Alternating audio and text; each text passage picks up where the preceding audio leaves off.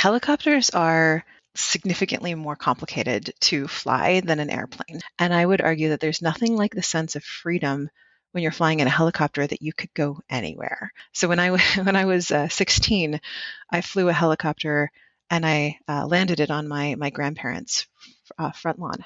It was funny because then there was some media there, and the media, I thought it was like the coolest thing because I like helicopters are amazing. But the media did an interview, and the commentators were talking afterwards, and they're like, imagine that, flying helicopters and still wearing braces. Hi, welcome to the Growth Mixtape Podcast, and I'm your host, Bob Mathers. We have one rule here. We're going to chase our curiosity way outside our comfort zones. The more uncomfortable and awkward, the better. We're going to talk to people you've never heard of doing jobs you didn't know existed. We're going to hear human stories about the things that connect us, what we can learn from one another, and what we can take away to apply to our own lives. These conversations might not seem to have a lot in common at first, but just like songs on a mixtape, they create something memorable and emotional. Today we talk to Dr. Suzanne Kearns, a pilot, professor, and visionary in the future of aviation. Now, I've got to admit, this might be the hardest intro I've ever had to write. My job is to give you 2 or 3 reasons to keep listening, and no matter what I do, I can't get it down to less than 10. Suzanne's story is incredible. She started flying at 15, soloed on her 16th birthday, and was flying helicopters before she had a driver's license. She shares what it's like to be a woman in an industry where still only 5% of pilots are women.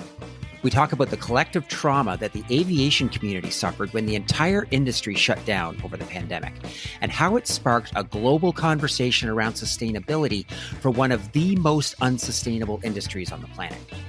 Suzanne's passion for inspiring new generations of pilots is intoxicating. She talks about how jetpacks and electric planes are not all they're cracked up to be, but how electric air taxis like in the Jetsons are closer than you think. I cannot get enough of this conversation or of Suzanne. Please enjoy Suzanne Kearns.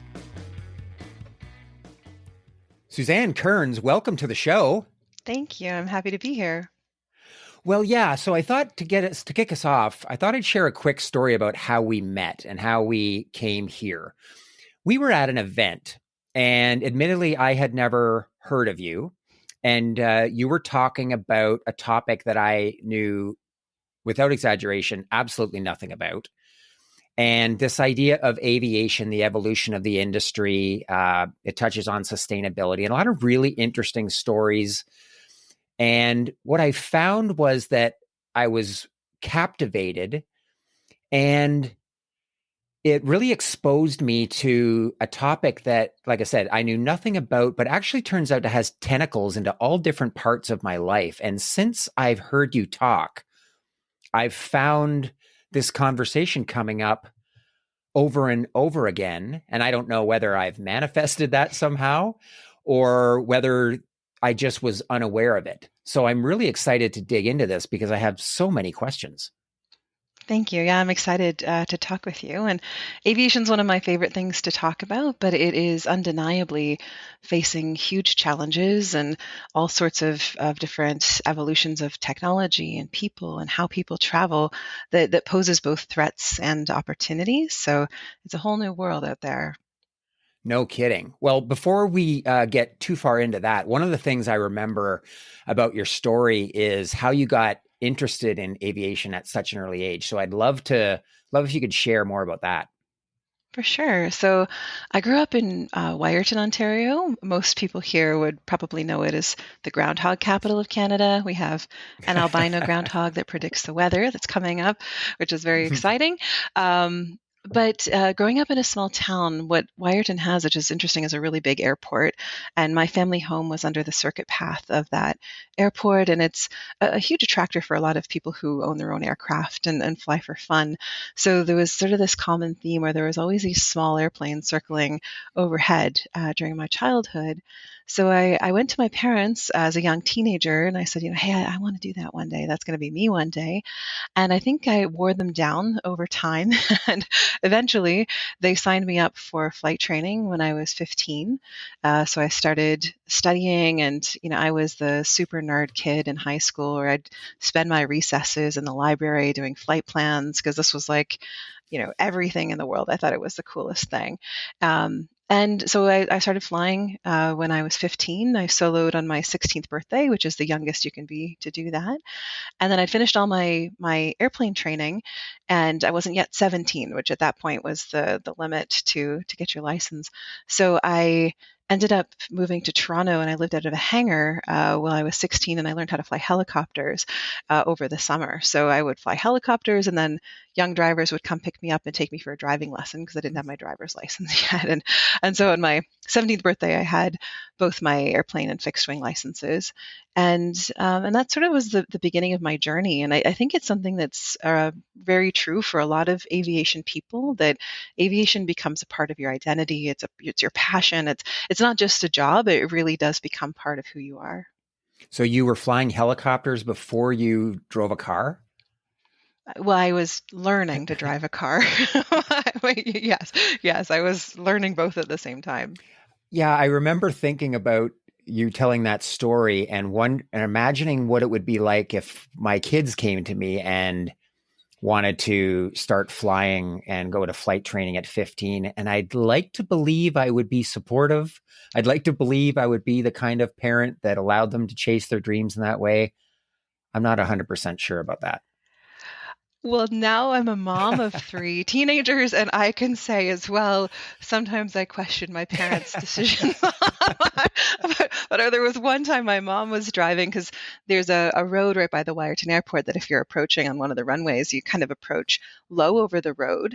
And so I remember getting a call after I had done some flying, and she's like, I was driving to work and I saw your plane and it seemed way too close to the ground, and I don't think you're doing it. And I'm like, nope, that's okay. Everything's all right. So there was a little bit of that, but no, they were wonderfully supportive. And it's, it is an interesting parallel, though, that I think the world has changed. And despite my efforts, none of my kids are aviation lovers Mm. like I am.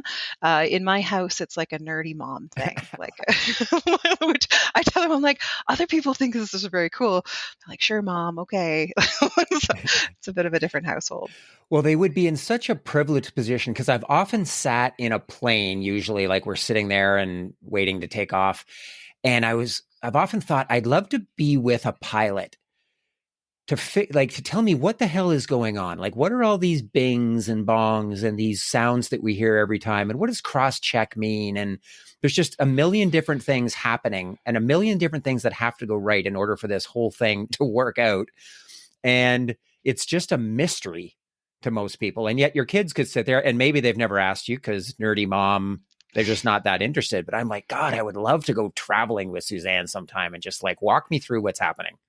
Yeah, I think it's fascinating too. And part of my role as a scholar now, as a professor, is to study not just what it means to have a human being in the center of this very complex, dynamic, rapidly technologically evolving system, but also the idea that the pilot in that airplane is just one of thousands and thousands of components that all have to work in a coordinated Mm, fashion in order to achieve aviation. And it's not just the technology or the aircraft, but even think about things like international regulations, right? The world has agreed that every country has sovereign control over the airspace over their country, which is similar, or if you think about it as a parallel, where we have international waters where nobody owns that part of the ocean, it's open. So that was, it's an interesting thing, because I always tell my students how important it is that all the countries in the world agree to the same set of regulations and rules. And imagine how hard that is and how much coordination that takes, but how essential it is. Otherwise, every time an airplane crossed over to another country's airspace, there'd be a whole new set of rules. And so even regulations, which I think a lot of aviation folks would say is not the most fun part of the industry, it's fascinating when you think about this rich fabric of all of these things having to come together at the same time. yeah, the complexity of everything that has to happen. And like I said, the million things that have to go right in order for the millions of planes that are traveling around the world every day to take off and land successfully with all these people on them that are just oblivious to everything that's happening around them. Mm-hmm.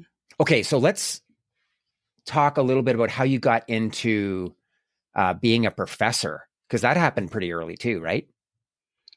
Yeah. So When I was in high school, so I had finished all of my fixed wing training, and then I went to a 1 year helicopter pilot program at Conestoga College up in North Bay. So it was a 1 year program. We learned to fly a few different kinds of helicopters, and we even had like our chainsaw operator certificate, so we could cut down trees and build landing pads for the helicopters. And then at the end of that journey, I had sent my resume to every helicopter company in Canada.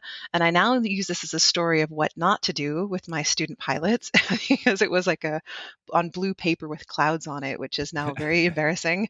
And I know those resumes go right in the garbage can.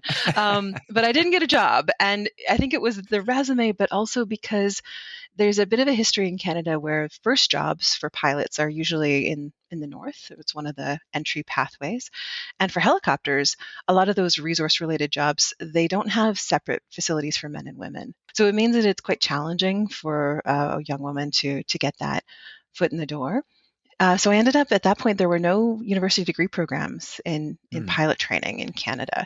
So I went to a school in the States. It's called Embry-Riddle Aeronautical University. And it's a university that's literally attached to the airport, and everybody's a pilot on campus. And you go from like thinking you're kind of special because you're the pilot and your friends. And then you're like, oh, every single one of my friends is a pilot. But it's a whole different world because it's about, 25 men to every woman on the entire campus, very, very few women. And then I finished my bachelor's, and I thought I wanted to be a professional pilot. And I was interning at that point with an airline, so I was riding the jump seat and traveling every weekend. And then a few different things happened. I was living that lifestyle, and I found I didn't love the disconnect of being away from home as much as I thought I would. I was having some issues with some inappropriate interactions with some staff in the airline. And then a colleague of mine, another student, was killed in a training accident. And then all of those things at the same time was sort of this epiphany for me. And it was this question of, I know without undeniably, I love aviation, but maybe there's something else I can do to support this industry and the sector. So I went back and I got my master's in human factors, which is kind of the science of how your mind and your body work. I explain it to my students as sort of the science of why people make mistakes and Hmm. understanding that so we can try to avoid that. And I came back to Canada, and I found that while I was out of the country, the University of Western Ontario had started the first degree-based aviation program. And so I applied, and they hired me there when I was 24 as an aviation professor. And I've been doing this for 20 years. I moved to Waterloo about 8 years ago, and I think I got the best job in the world because I teach these young, passionate student pilots. Like they're like me in a lot of ways, that aviation is a part of who they are, and it's their hobby, and they fly flight simulator on the weekend. And, they watch every Mayday episode. This is a real passion field, and so teaching the next generation is a real privilege. I can't wait to get into that. Before we do that, I can't imagine what it's like. You're from small town Ontario, and when you get introduced, people are like, "Oh, this is Suzanne. She's a pilot." You're like you said, you're like the special one of one. That's kind of part of your identity. Then you go and you're a part of this community where everybody is the most special person from their small town, Mhm. and you're one of 25. You're a woman in a sea of men. Like, how would you describe that experience? It is an evolution, and so you have to relearn how social dynamics work. Every classroom I would sit in during that experience, after about first year, I was the only woman in the entire classroom, and so you kind of stand out. You question your role. You seek out mentors, and you seek out others who may look like you, who have succeeded.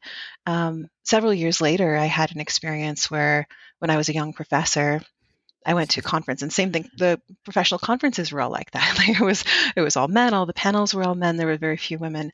And I remember the first time I saw a woman on stage Mm. speaking as sort of an aviation leader, and I was so excited. And so I, after the session, I approached her and I said, "Oh, I'm so excited to see a woman on the panel. This is really, really cool. Do you have any advice for me because I'm still new?" And she had said, there are only two types of women in aviation. You can either be a a B word or a doormat. And she's like, and nobody's ever called me a doormat. And then she walked away. I was like, oh my gosh, like are these are the two options that I have? Because between those two categories, like I have more of a gentle personality. Like I was like, is that the only path I have? And so that was a real, I guess, an interesting insight, but it stuck with me for so long. And it took me, now I've been doing this for 20 years. And I would tell the young women coming up behind me to say that it's possible to be a leader and to have impact by leveraging the strengths of who you are. And so just because those who came before you, maybe they epitomized certain personality characteristics or attributes that you wouldn't see alignment with, that you don't have to change or compromise who you are to find success. Like you can create your own path that's true to who you are. But it's tricky when you're young and you have, these big questions about what your role would look like. I love that story. I just imagine you standing at the side of the stage all excited, and then she walks away and you're like, okay, I guess we're not going to be best friends. Like, I remember calling my husband like, oh no, I think I'm a doormat. I was so concerned. What does this mean? Yeah, that stuck with me for way too long, sadly. So you talked about, that gender disparity. So have you seen them? So you were a professor, what, at 24? Mm-hmm. Yeah. Have you seen the makeup of your classes change over time? We've always seen, and there's research around this as well, that there's a higher proportion of women that join university-based pilot programs versus just because you don't have to get a degree to be a pilot. You can go to the airport and flight train directly. But we see that there's always a higher percentage of women and people from other backgrounds in the university systems. And so we see, like, I think maybe when I started, it was 15%, and now we're maybe in my class, maybe 30% women, or sort of in that range, which is much higher because if you look at the airline pilots around the world, only about 5% are women. And why do you think that is? That's a hard question that nobody has a good answer to. I think, we often in aviation look at other fields. Like there was a time medicine and law, for example, where we're not very open to women being involved, but they've made tremendous strides forward and they've sort of equaled out that imbalance. But aviation has been a really hard parallel. And I've heard stories sometimes, like for example, I have friends who are airline pilots and they will have maybe a passenger question if they can be a mom and be an airline pilot because of the travel involved. And there's an interesting discussion there because people don't often challenge the flight attendants. Like, can you be a flight attendant and a good mom, even though the flight attendants have the same travel schedule as the pilots? And so you wonder, like, well, is it really about the travel or is it about the leadership role and that authority role? And I don't know. And none of the research has shown, and there's research that, compares men and women and their performance as pilots, and there's nothing showing women perform more poorly, but there is research suggesting that people don't respond as well to women in that role. Man, that's fascinating. Yeah. So I want to get to the sustainability because I'm wondering how again, this is probably the part of your talk that I had never thought about. And I'm guessing too that sustainability wasn't a part of the conversation when you were starting out in aviation. So how did it evolve and become a big part of what you do? Yeah, I can say with certainty that I went to one of the best aeronautical universities internationally, and the environmental impacts of aviation wasn't part of the curriculum. But just before the pandemic, I had a really striking experience where I teach a really big first-year class, about 200 students, and I had a group of them kind of reluctantly come to the front of the room after a lecture, and they're very identifiable on campus. My students, they're wearing pilot uniforms often on campus, or they have their aviation hoodies, and they had come to the front of the room and said other students on campus had called them out in sort of the cafeteria and said, why would you want to be a part of aviation? Why would you want to be a part of an industry that is contributing to climate change? You should be embarrassed.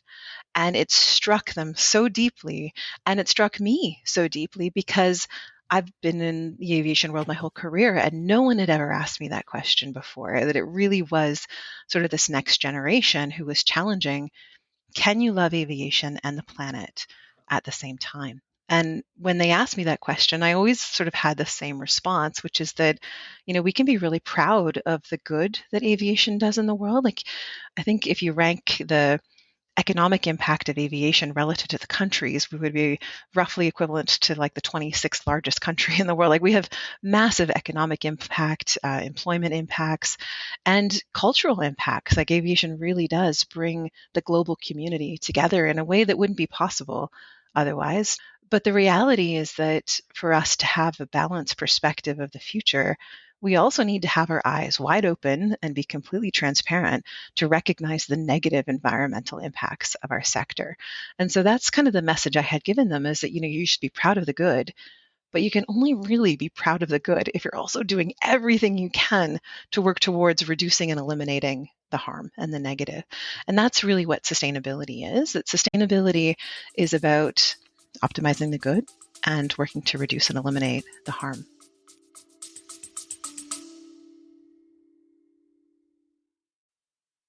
Hey, it's Bob, and I'm taking the Growth Mixtape on the road in a series of keynote speeches inspired by the stories of my amazing guests.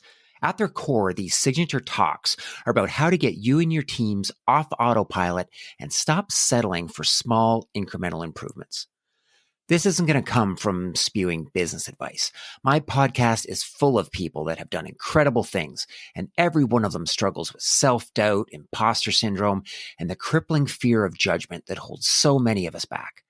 They've also found ways through it by rediscovering their creativity, their curiosity, and the confidence to do scary things. Imagine the power of bringing these vulnerable stories to life, live and on stage, to help you and your teams hit your targets, find your voice, and be the rock stars you are. Book me for your next event at bobmathers.ca. Now back to the show. It's so interesting. I think the part of that resonated with me, I guess, personally, was that sustainability is this interesting thing. I care about the planet. I care about the world that I'm leaving to my kids. But I like travel, and I've got things that I want to do. And it's never occurred to me that I might make trade-offs, or I should be thinking about those two things together. And I don't know, how do you think about that? Because that's not something that, it comes down to this conflict. How much are you willing to change for the things that you say are important? Yeah, well, I think I would agree with you that is sort of the position I was in as well. I'm like, aviation is a source of inspiration for the world, and it's this amazing community of people that I care about, and I like, over and over and over again in my life, it had been reinforced that this is, a passionate, innovative, creative community of people who love aviation. And facing that stark reality that there is a negative impact of the sector is very hard, specifically for aviation people. And so when you're talking about the impacts, like, what we saw is the rise of the flight shaming movement. And there's some really creative billboards that had been put up around Europe, strong marketing campaigns, really calling out the industry for greenwashing, saying that they're doing something for the environment, but in reality, not acknowledging those impacts. Or things like advertising something like maybe they got rid of single-use plastics, but they're not considering that they haven't met any of their emission reduction goals. So really highlighting one element, but not being transparent about talking about the other. And so for myself, I never studied sustainability or environmental protection, but it struck me that the long-term viability of this sector that I care about is in question. And so I started asking myself during the pandemic, really hard questions about what are the biggest challenges facing the future viability of our industry. And that's really what sustainability is. People think of sustainability, and I did previously as well, only in terms of the environmental impacts, but sustainability means the ability to sustain. It's the ability to meet our needs today while not sacrificing or compromising future generations' ability to meet their needs. So literally to sustain the activities that we're doing. And that's why when you think of sustainability, it's about the environmental impacts, but it's not the environmental impacts while sacrificing the economic viability of the sector, nor the people in the workforce in the sector. And the way that I often explain this to my students is like, imagine tomorrow we had a perfectly net zero aircraft, someone waved a magic wand and we have this new plane that will take you across the ocean and produce zero emissions. But if it is so expensive that nobody can afford it, that companies can't find profitability in operating it, and we don't have any pilots or maintenance engineers or air traffic controllers or airport staff to sustain that infrastructure for that new technology, we would never realize the benefits of it. So this is where sustainability is. It's people, profit, and planet. It's about trying to find the combination of these three factors towards that goal of being able to sustain for the long run. So you talked about sort of that technology piece. Is it that the technology will become available? It's just that this complex ecosystem of regulations and is not going to be able to react fast enough, or is it the technology we can't even envision what it would take to create a net zero aircraft? No, I think we have a roadmap for how to get there. And what's I think fascinating is that, before the pandemic, if I went to an aviation conference and if I was going to be speaking about the environmental impacts of the sector, I would be trying to get out of there after my talk as fast as possible so no one would come and get mad at me because people were quite threatened and people saw environmental impacts as threatening the economic viability of the sector. So there was a lot of friction there.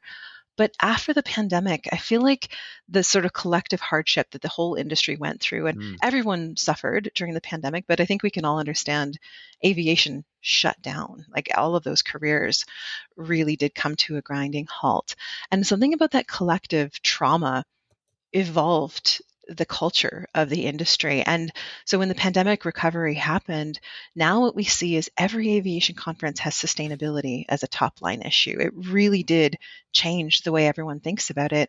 And we all recognized, it's not about today, it's about the long run. So the roadmaps for technologies for how we get there, there's been a lot of work in mapping those out. But the challenge is that aviation is just really a hard to decarbonize sector. And that's a huge challenge.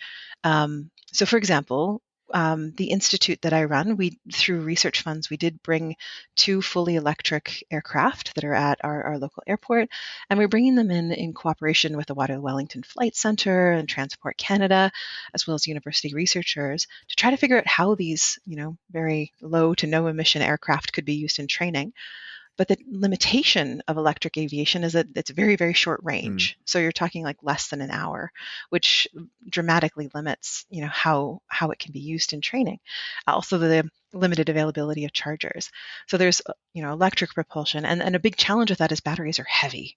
And in aviation, the more weight you have, the more power you need to balance it out. Then we look at hydrogen propulsion, and hydrogen has significant promise. There's a lot of researchers exploring that, but the problem with hydrogen is its volume. It's big relative to traditional fuels. So we expect, and Airbus is a real leader in this space, we expect in 20 years, we will see hydrogen propulsion that's flying people over the ocean. We also have some hybrid technologies that are coming into play. But really, I think the top line thing people are investing in is what we call sustainable aviation fuels, or SAF. And this is sort of traditional aviation fuels that are part of the active carbon cycle. So we're not drilling into the ground and pulling them out of the ground, but we're using things that are already part of society to create these sustainable fuels. But the challenge is there's very limited availability, and the cost of these fuels is very, very high, which is a huge challenge because fuel is already the biggest cost for air operations. So when you take normal fuel, and if sustainable fuel is 3 to 5 to 7 times as expensive, then you bring this back to the economic impacts. Would your friends as passengers be willing to pay 5 to 7 times as much for an airline ticket if it is not producing the emissions. And I think a lot of people would say no. And that's a huge challenge. And the other part is that there's new research suggesting that with all of the focus on emissions, and the industry collectively is working towards net zero emissions by 2050. So that's the international target everyone's working towards. But newer research is suggesting that contrails, and contrails, if you look up in the sky and you see these, long clouds forming behind airplanes in flight, new research is suggesting that contrails have more warming properties from aviation than the emissions that are produced. So that's a dramatic finding. Like that leads to all sorts of questions around, well, maybe we should change focus and we should put more emphasis on how we are flying the aircraft, because there's only certain atmospheric conditions where contrails can form. So should instead we be putting our emphasis on air traffic optimization and routing these aircraft around those atmospheric conditions? But it's a rapidly evolving area, and as again going back to the beginning, as a global community, we may need to recognize that aviation is one of the hardest to decarbonize sectors, and it may be something that as a society in the future we recognize that it may be easier for us to offset by reducing emissions in other sectors to allow aviation to continue. But it's a evolving conversation. Yeah, it is interesting. There's so much there that struck me. The one thing about the collective trauma of what COVID did to the industry, because I've talked to a lot of people who are now questioning, a second career or a third career or maybe their final career. And it does trace back to COVID and how that was a global event that sort of woke people up out of their autopilot, for lack of a better term, right? Like but I never thought about, I've talked to people about how they've done that and how it's affected them personally, because in the absence of that, they'd probably be working in the same job that they had been before. But I hadn't considered that it could happen on an industry-wide basis and how that trauma could kind of knock an entire industry, or at least open its eyes to things that probably they wouldn't be focusing on. Yeah, I think it also reinforced to society how human it is to have the desire to be mobile and to travel and to have actual experiences. Like I think before COVID, if you had mentioned to anyone, like, can you imagine we're going to spend a year and a half, like for me in my basement, like working from home. And as much as I love board games with my family, it does ignite this sort of desire to travel and to see the world and to have experiences. And that's one of the sort of these social impacts of aviation as well, that I think we saw after the pandemic this huge resurgence in interest in travel. People wanted to be with other human beings and they wanted to have new experiences and see the world. And this is where sort of this balance is with sustainability. It's that we want to support people, we want to support sustainable tourism, we want to support the economic viability of people, jobs, and all of those economic impacts that drive so much in our world. But how can we do that responsibly from an environmental perspective? And it's not an easy balance. So for example, I went to a conference last year and I was giving a keynote address talking about some of this work. It was an airline conference. And after I spoke, a gentleman came up and he was from Mauritius, which is a small island nation. And he said that, well, I love the environment and these different initiatives, and we're obviously very supportive of that. He said, as a small island nation where a large percentage of our GDP is dependent on tourism, that we, of course, it's very challenging to say we want to support potentially reducing airfares, or we want to, not airfares, but the amount of air flights that are serving their nation, because that's going to directly affect their economy. So things that I don't think people would ever intend, like if we're saying we want to add additional taxes to air flights to invest in offsets, or we want to do some demand management and limit air travel because we want to reduce the emissions, like all of these things that I think are done by passionate people who want to do good in the world, and they see the negative impacts, environmental impacts of the industry, but it's so multidimensional and it's so complicated, and you don't realize that potentially that action leads to an unintended consequence that could be very detrimental to, in this case, a whole nation who Hmm. has very strong ties and dependencies on aviation to support their economy. You mentioned contrails. I want to come back to that. So why do they have a bigger impact? And I guess the second part is that would would addressing that help us hit the 2050 target, or is it something completely different? It's different. So net zero by 2050 is the target for international aviation, and that's very much about carbon emissions. So net zero meaning we do everything we can to reduce the emissions at the source using things like sustainable fuels, electric hydrogen propulsion in the future, and flying as efficiently. So the most direct path between point A Mm. and point B burns less fuel. And so we reduce emissions as much as we can.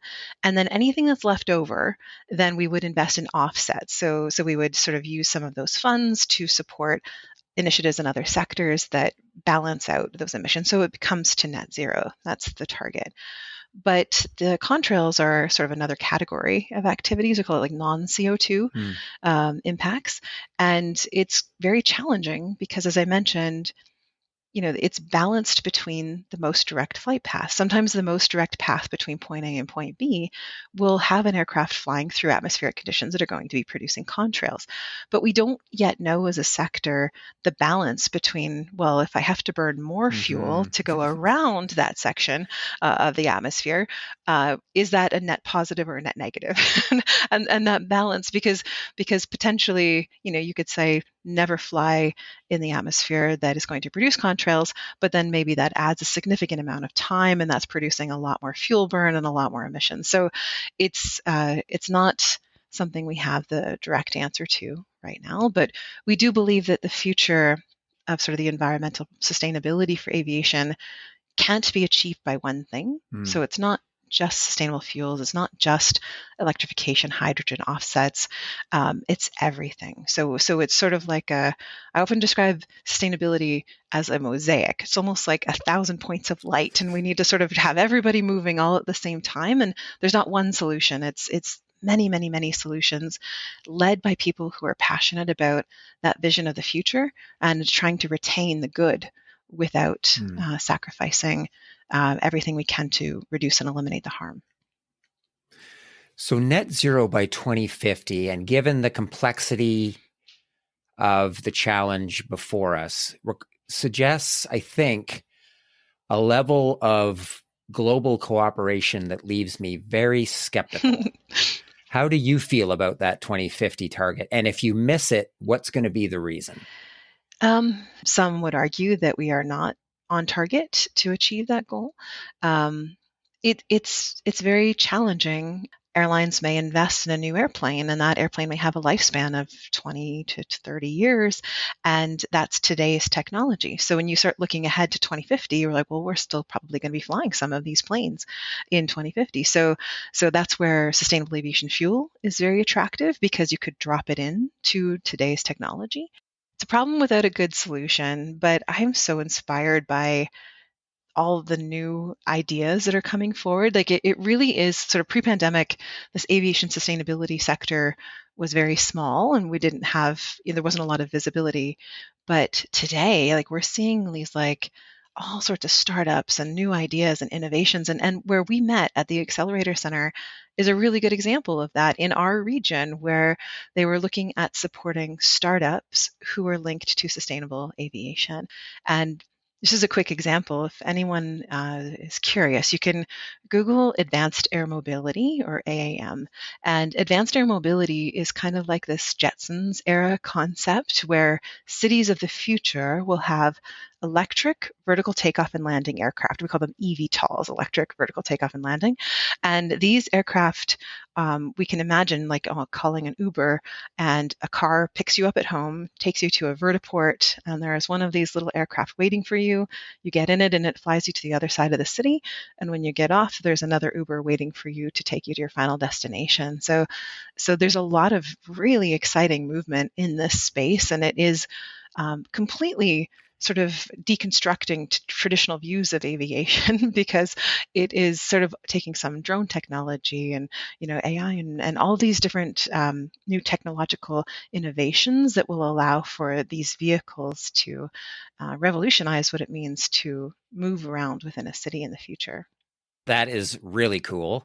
Where do you think those things will be commercialized first?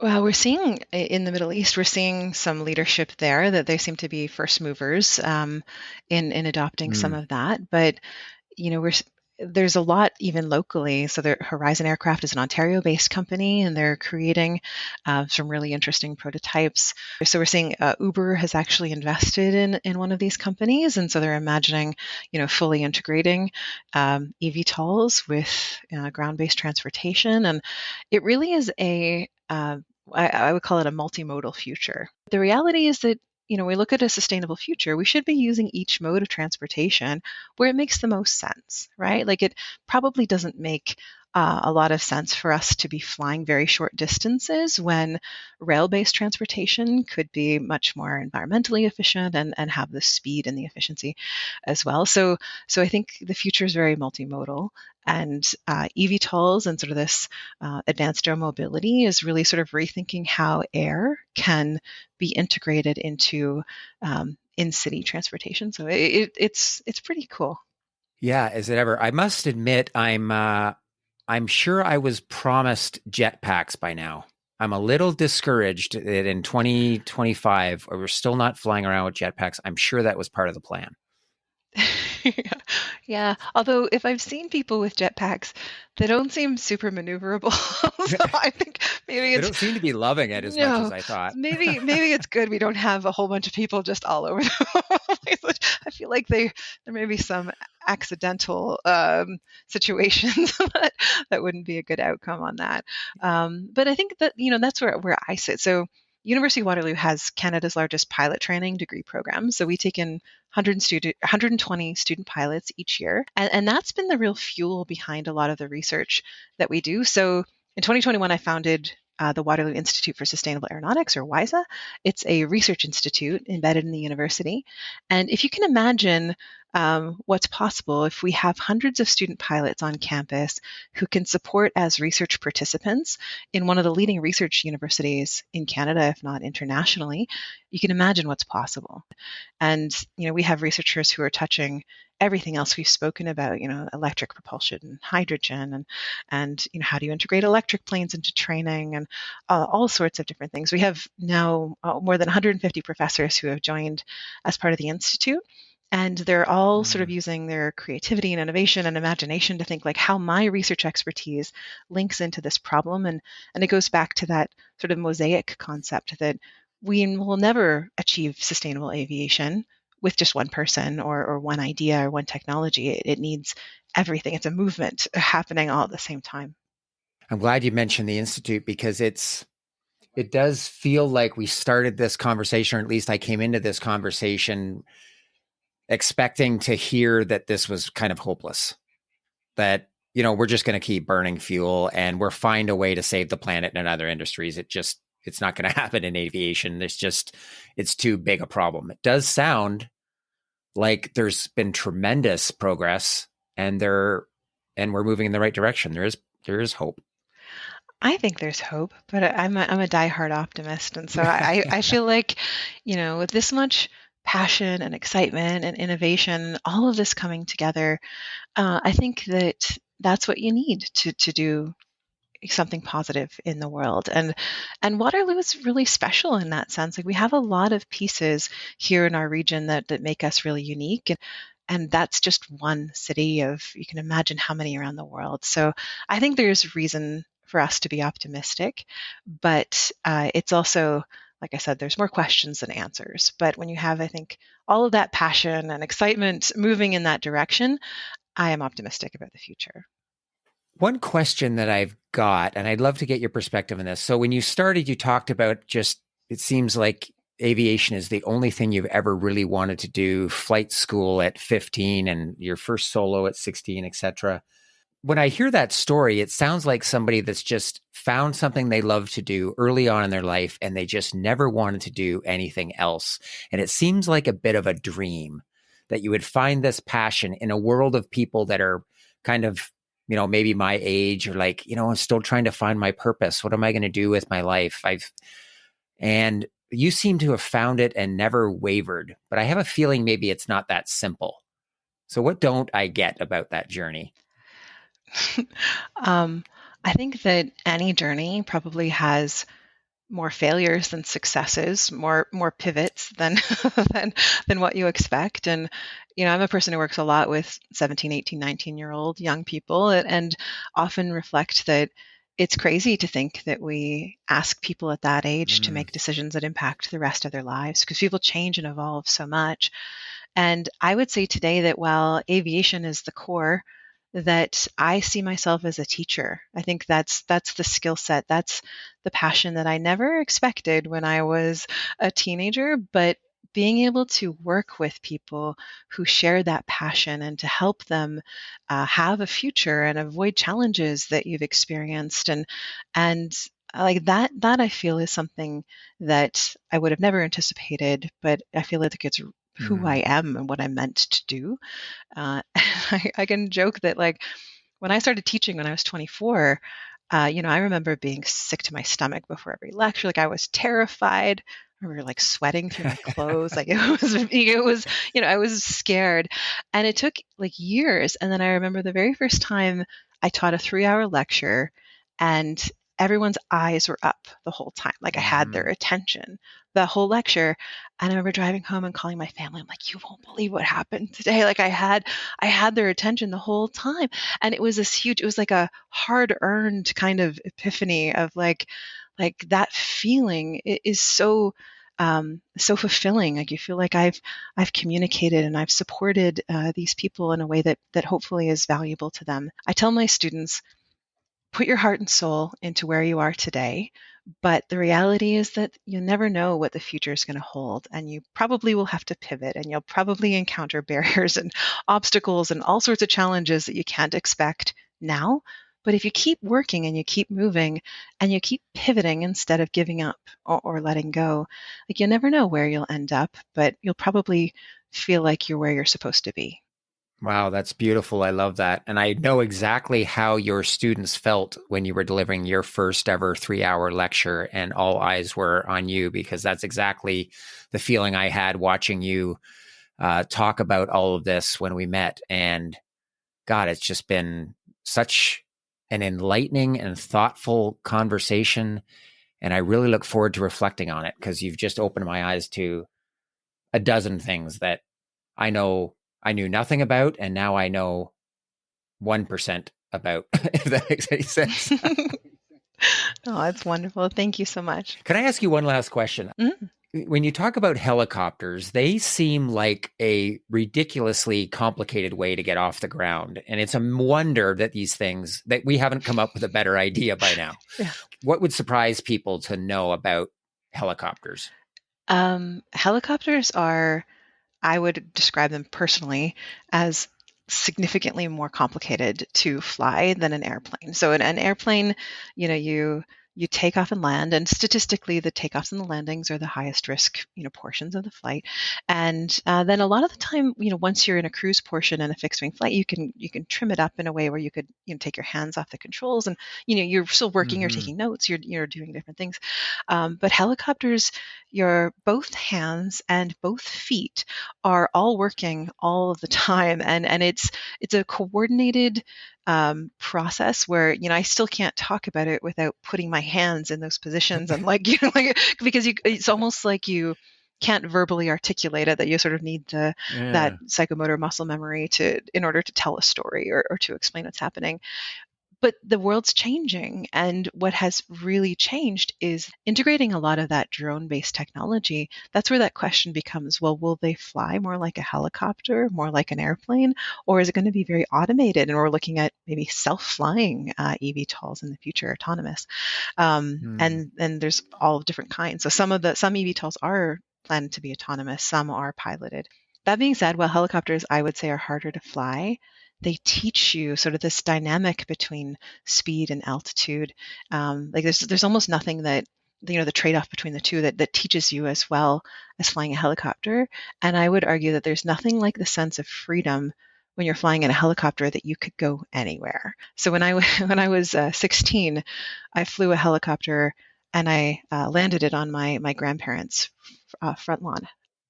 Oh, It yeah. was funny because then there was some media there, and the media, I thought it was like the coolest thing, 'cause I like, helicopters are amazing. But the media did an interview, and the commentators were talking afterwards, and they're like, imagine that, flying helicopters and still wearing braces.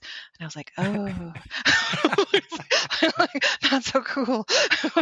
but it's, I guess my advice to people is that, hard things can be really fun if you follow your passion. It's amazing what, is a chore, but can feel like some very fulfilling and exciting. I could talk about this for hours. I have so many questions. You've been amazing, and I've absolutely loved every minute of this. Thank you so much. No, absolutely. Thank you. It was a pleasure. The Growth Mixtape podcast with Bob Mathers is produced by Bespoke Projects. Music by Je-m'appelle Walter Cronkite. If you enjoyed this episode, please take a moment to follow and rate us. When you do this, it helps to raise our podcast profile so that more people can find us. If you want to connect, you can find me on LinkedIn using the link in the show notes.